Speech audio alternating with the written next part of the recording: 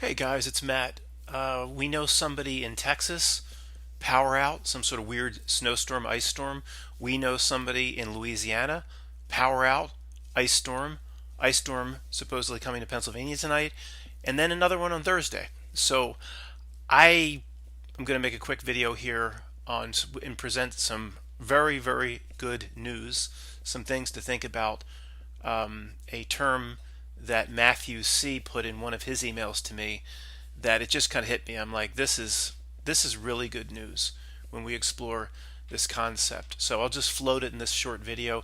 We can continue to explore it. You can explore it in the comments.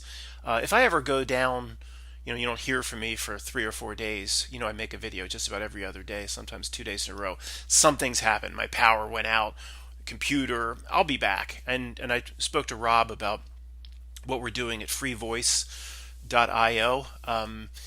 We both said this is on hold for just another week or so in terms of putting some things there because of the weather. I mean, we could just two ice storms predicted. It'll be the weather in the Northeast will break in about 7 to 10 days, where we'll consistently get above freezing. I know it won't break in Minnesota or Wisconsin for 3 or 4 more weeks, or in Canada, but in here it will. And then Rob will continue. It's like there's no reason to make big plans or promise a video, something that can be talked about without censorship on freevoice.io, and then we can't deliver. Just wait a week or two until the weather breaks. So he said, Matthew C.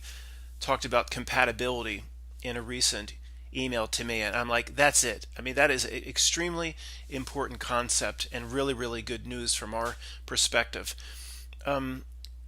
If we are not, everybody listening to this would of course say they are not compatible with this world, not in what it's developing into, but what it's already become or what it's been for years. Nobody listening to this would say, oh yeah, I'm perfectly compatible. The best word for us is not compatible. And that is a very, very good thing. It's a very, very good thing.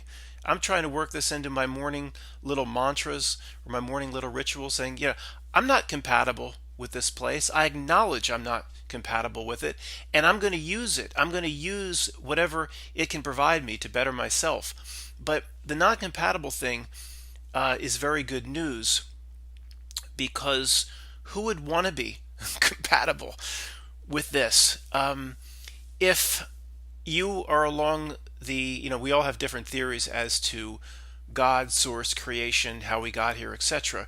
But if you are along the lines, or you've toyed with one of the theories that I've explored myself, that God, creation, source, whatever you want to call it, simply broke itself into trillions of pieces or hundreds of trillions of pieces, put itself into different environments or different snow globes to learn a lesson. In the book, I presented the idea of the filter, where only certain aspects potentially will get back out, will pass the test, where others basically will be flushed. Now, that would be highly disagreed with by very smart people.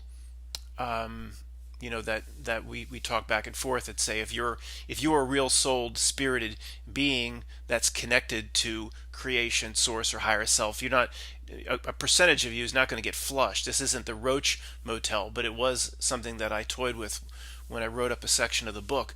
But if you keep these ideas on the table, then proving to whoever the creator is, or God, or source, or higher self, proving that we're not compatible with this place is exactly what we want to do. And just the opposite. If I were looking at aspects of myself, and one aspect was running around a certain part of Philadelphia trying to sell drugs, and I would say, well, I don't want anything to do with that. This person's trying to get out of that, or this aspect of me is trying to get out of that situation, is completely uncomfortable with their situation, trying to get out. And that would be, if it was me looking down, would be the good parts of me versus the bad parts of me. So I thought, okay, compatible, not compatible. Who's the most famous non-compatible character of all time, or misfit of all time? And I'll give you a hint. I am not just a misfit. It's his name's Hermie, the dentist. I didn't know his name. I said, but I knew the character. I said, obviously we know the character, but I thought, I said, who's the biggest misfit of all time in terms of media? And I'm like, it's that dentist. That he didn't fit in. He didn't want to make. You don't want to make toys. He didn't want to make toys. He just, I want to be a dentist. He wanted to be a dentist. So he was number one. So the first one I looked up, I'm like, what's his name? I don't know his name. It's been so long since I've seen that. His name's Hermie. Okay. Now you know the way they do business. Is his name Hermie? Yeah, Hermie. You know the way they do business.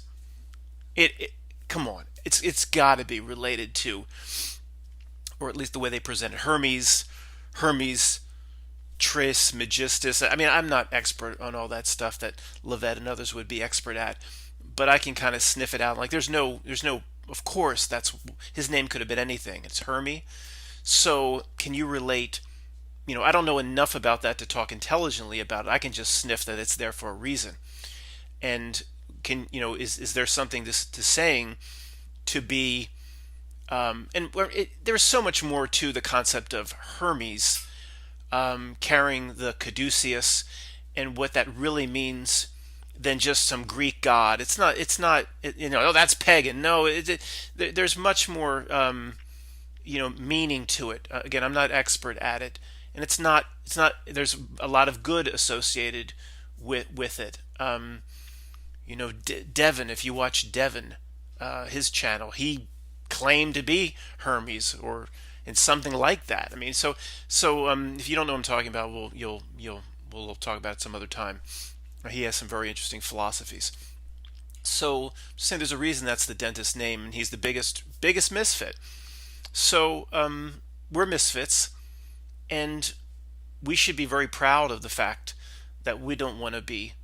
We don't want to be. We don't want to have anything to do with this place. The way what it's already become, not just what it's developing into. And ultimately, I think that's a very good thing. Somebody sent me an email a few months back, which is along the same lines but put it differently. They said in the email, Matt, this, whatever you call the reality, the not milk, whatever stands behind it, it doesn't want you. It doesn't want you getting on board. It needs a certain type of person that's going to go along with it to meet its goals and its aims into the future. Someone that wants to merge with their phone. Someone that would be like, oh, Google Glasses, that's cool. Be all that. Oh, you chip my arm so I don't have to take out a key and open a key up to get to work. Oh, that's cool. Can I use the chip? Eventually, you'll be able to use the chip to buy lunch and snacks. Somebody that thinks that's cool. That's a type of person. And in this, we're just going to assume everybody's the same in this conversation. Ultimately, most people here don't think we're all the same. There's real souled and spirited human beings. The minions like Melvin P. Gates are some sort of different incarnation. Zuck the Borg is some sort of different incarnation. There could be NPCs or different type of incarnations. It's likely there's very different groups here.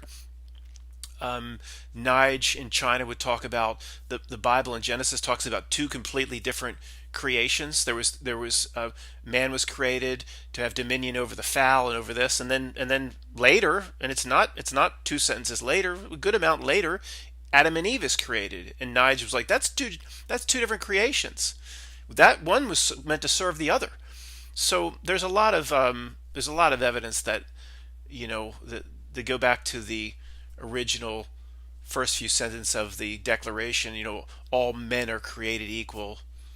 Probably just a giant. I can't even say. I can't say it. The video might not get out. Trust me. The dial is turned up very, very, very, very high on what I can say. So he said in this email, I forget who presented it to me, or it could be she.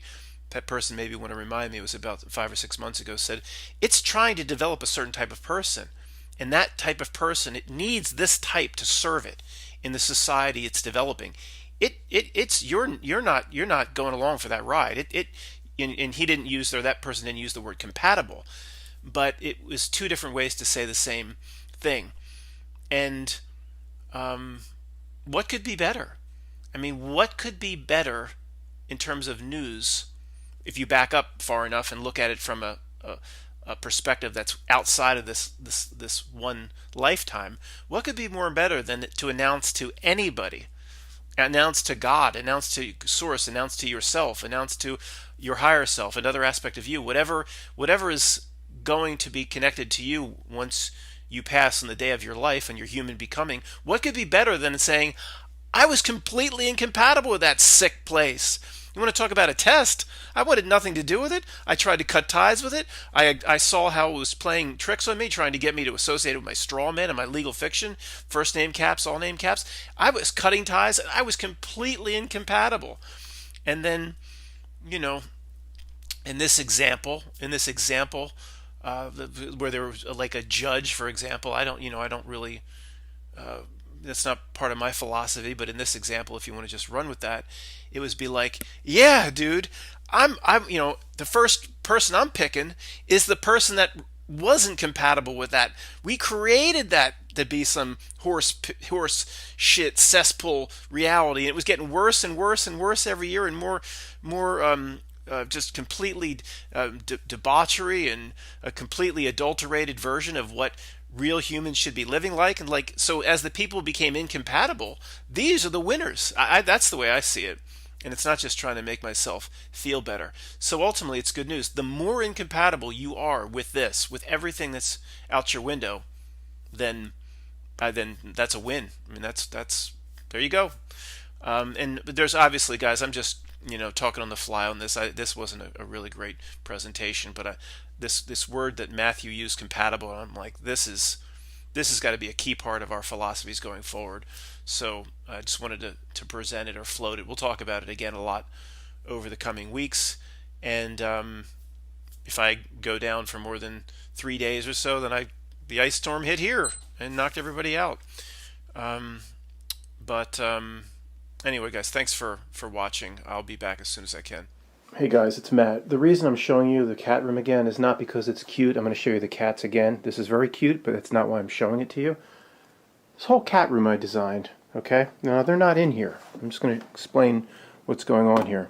For months, they were kind of caged behind this screen door here. So, here's where they are. This is where I make the videos. Okay? Now, they're in here, and they spend a lot of time in here when I let them out of that room. Right? I let them out of that room, Puss and Boots. I let them out of that room. Let me put this light on. When I put this screen door up, okay, there's a screen door here because, they don't mix with Zara and Fifi Addy. Okay, but they cry like crazy to get out. They cry and cry and cry. Plus they need exercise. The point is about freedom. The point is, even the lowest animals have an innate sense of freedom. So when they were here for 2 or 3 months, acclimating to this room, which I spent, I did all these things in here. They get up here, I made the ladder extra wide with little pads so they can climb up here. Converted this old step ladder with pads and extra wide steps so they could get up here. Drilled into my old dresser that was in my mom's family. All this stuff. There's little caves in here. Did all this stuff, okay, for them. And, they were as comfortable as they could be for a few months. But they weren't getting any exercise. So I made this screen door thing here, and I let them out to run around. But then we created little monsters, because nothing likes to be in a cage. And they cry and cry and cry to get out. And now, okay, they get out. They don't run around much, but they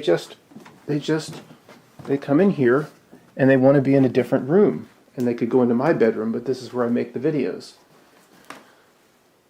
And guys, it's just about freedom. Something, even at this level, knows it's in a cage, and it doesn't want to be in a cage. And it kind of wants to be anywhere else except the room, as comfortable as I've made it, that I've created a cage. Now they know they go in there at night, And, that's the end of it. I don't hear much. Well, they do cry a few times at night and wake me up. That's kind of the end of it. But this to them is a cage. So in other words, they're on that chair in there. It's way better in here. But they're not in here because this is a cage. They have beds. They can go up here. These are Pam's medals for running races and doing things in Philadelphia. They have there's all sorts of things in here I did for them. They don't give a crap because this is the cage. But so the people around us, how we're losing our freedoms, they don't care. But a little animal cares. These guys, I'm telling you, it's not just because I'm not, I come and go and I'm not in here all the time. It's not just because I'm in here. Trust me, to be in here, even if I'm not in here, it's just because this is freedom, and these things have a sense of it. And Puss is on the right, Bootsy's on the left, and people around us don't. It is quite remarkable.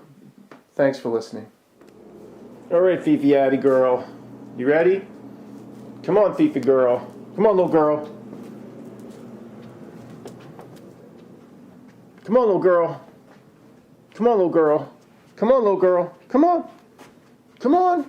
Come on, little girl. Come on. Come on.